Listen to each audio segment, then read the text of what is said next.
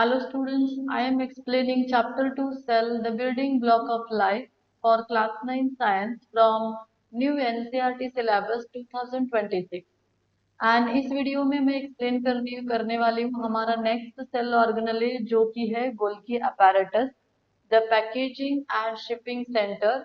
और एक cell organelle जो हम इसी वीडियो में स्टडी करने वाले हैं उसका नाम है lysosome, the clean up system.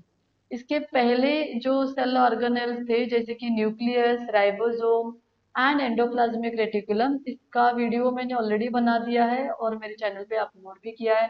अगर आपने अभी तक मेरे चैनल को सब्सक्राइब नहीं किया है तो सब्सक्राइब कीजिए, जिसकी वजह से जो भी वीडियो मैं अपलोड करती हूँ उसका नोटिफिकेशन आपको आ सकता है।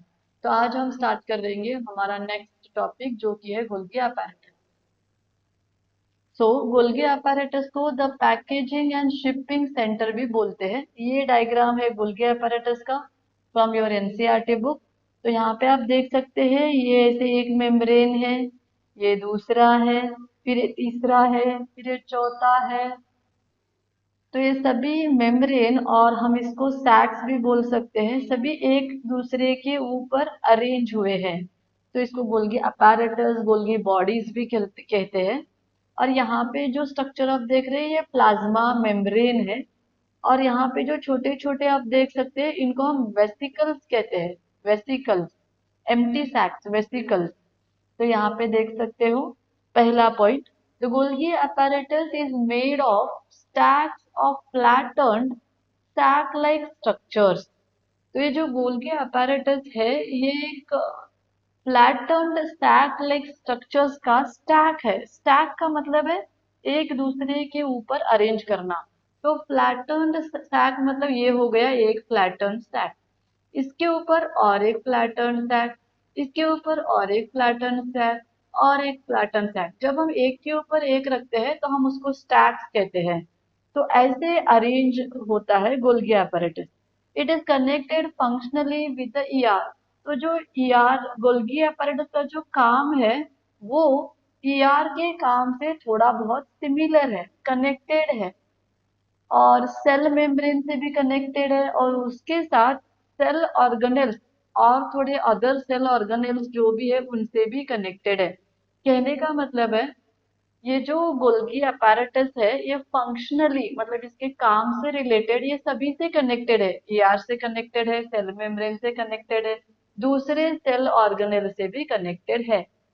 Next, it act as the post office of the cell. It modifies, sorts and packages proteins and lipids। तो पोस्ट ऑफिस में जैसे पोस्टमैन क्या करता है, जब भी पोस्ट ऑफिस में कोई लेटर आता है उस लेटर को वो पहले देखते हैं कि कौन से एरिया से आया है, कौन से एरिया को भेजना है। फिर उसके ऊपर अगर कोई स्टैम्प लगाना है, कोई सील लगाना है, कोई डेट लिखना है, वो सभी लिखते हैं। मतलब वो सभी मॉडिफाई करते हैं। फिर उसको सॉर्ट करते हैं एरिया वाइज। एंड सॉर्ट करने के बाद उन सबको हर एक एरिया के लेटर्स एक बॉक्स में पैक करते हैं और उनको फिर भेज देते हैं। तो जैसे पोस्ट ऑफिस में काम होता है वैसे ही यहाँ पे गोल्गी भी कर रहा है। तो गोल्गी क्या करेगा, जो भी मटेरियल ईआर में रेडी होता है वो ईआर का मटेरियल गोल्गी लेके उसको मॉडिफाई करता है, सॉर्ट करता है, पैक करता है और फिर सेंड करता है जहाँ पे उसका रिक्वायरमेंट है। इसीलिए इनको पोस्ट ऑफिस ऑफ सेल कहते हैं। तो यहाँ पे देख सकते हैं और एक बार रीड करती हूँ। It acts as the post office of the cell. It modifies, sorts, and packages proteins and lipids. It sends these materials in the vesicle for transport or secretion. It also helps in the formation of lysosome। तो ये जैसे ही सब कुछ material ये protein lipid जैसे ही pack करता है वो पैक करता है इस वेसिकल्स में जो मैंने आपको दिखाए थे। तो इन वेसिकल्स में वो पैक करता है और फिर उनको भेज देता है जहां पे सेल में इसकी जरूरत है। तो यहाँ पे लिखा है फॉर ट्रांसपोर्ट और सिक्रीशन। और एक इम्पॉर्टेंट काम है गोल्गी apparatus का, वो है ये लाइसोसोम्स भी तैयार करने के लिए हेल्प करता है। लाइसोसोम ये हमारा नेक्स्ट सेल ऑर्गेनेल है। इसके मैन्युफैक्चरिंग में, इसके प्रिपरेशन में भी हमें गोल्गी apparatus ही हेल्प करता है। तो ये था सेल ऑर्गेनेल गोल्गी apparatus। अभी हम देखेंगे next one that is lysosome. So next cell organelle है लाइसोसोम्स। और लाइसोसोम्स को कहते हैं द क्लीन अप सिस्टम। मतलब ये एक ऐसी सिस्टम है जो क्लीन करती है, सेल्स को क्लीन करती है। कैसे क्लीन करती है देखेंगे। Lysosomes are single membrane bound sacs. तो ये ऐसे ऑर्गेनेले है जो सैक है, सैक मतलब एम्प्टी बैग की तरह, जो सिंगल मेम्ब्रेन है।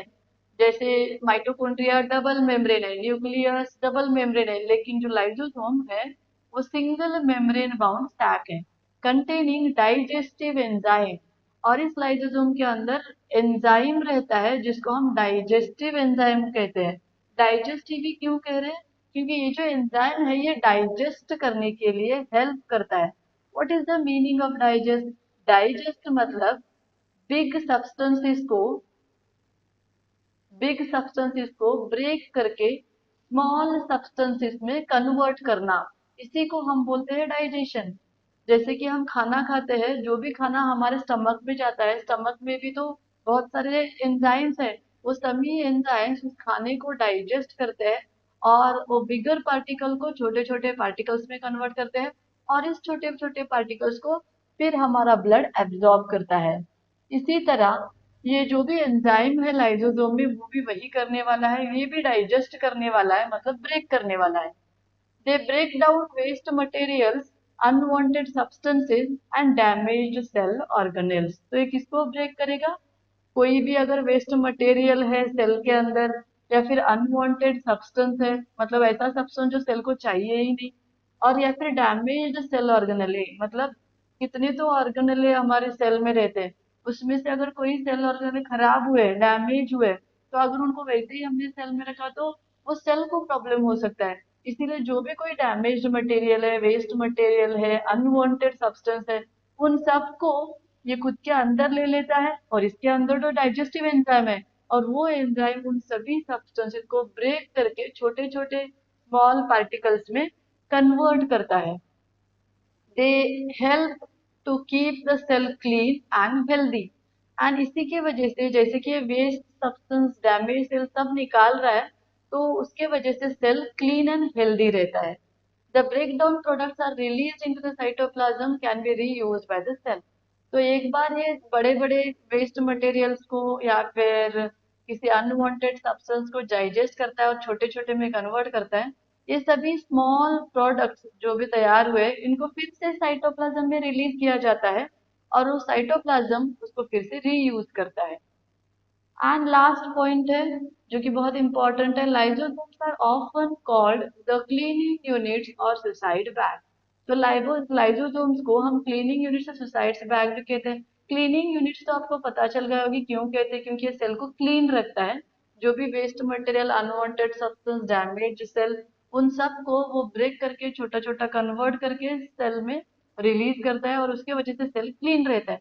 लेकिन उसको सुसाइड बैग क्यों कहते हैं, क्योंकि अगर सेल ही डैमेज हुआ है, अगर सेल ही खराब हुआ है, तो ये लाइसोसोम, इमेजिन कि ये सेल है, अगर ये सेल ही खराब हुआ है, अगर ये ऐसे ही रहेगा तो ये नेबरिंग सेल को डिस्टर्ब करेगा।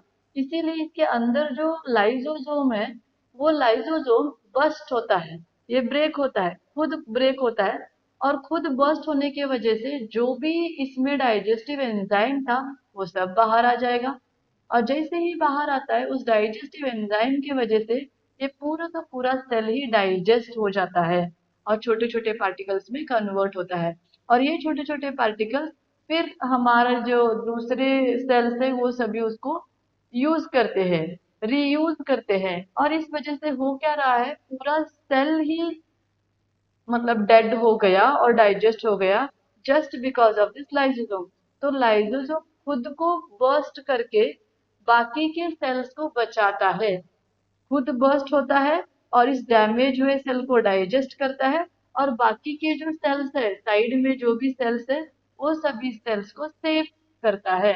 इसीलिए लाइसोसोम्स को सुसाइड बैग्स कहते हैं, क्योंकि इसका मीनिंग ऐसे भी हो सकता है कि ये खुद बर्स्ट होता है, मतलब खुद को मार देता है, खुद सुसाइड करता है, और पूरे बाकी के जो बाजू में साइड्स में जो सेल है उन सबको बचा देता है। इसीलिए उसको सुसाइड बैग भी कहते हैं। तो ये थी information about lysosomes. I hope आपको ये दोनों सेल ऑर्गेनेल्स का जो इंफॉर्मेशन मैंने एक्सप्लेन किया वो समझ में आएगा।